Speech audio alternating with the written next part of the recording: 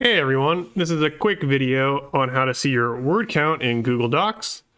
There are two ways to do this. The quickest way is just to press Control-Shift+C and the word count menu will appear.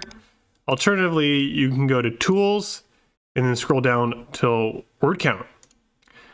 This window pops up. It's going to show you the amount of words you have in your document, the pages, the characters, as well as the characters excluding spaces. If you press this checkbox here, you'll be able to display your word count while typing, so you don't have to go to this window every time you want to see your word count. So I'm going to press OK, and now in the bottom left corner of my screen, I can see the word count down here as well. And if I click the drop-down menu, I'll see all the other options that were in that window. And then if I don't want to have this box down in the bottom left, I can just hide word count. It's going to remove it. And if I want to see that box again, I'll have to just go to Tools, Word Count again. Pretty straightforward. I hope you found this quick video useful. If you did, please make sure to like and subscribe.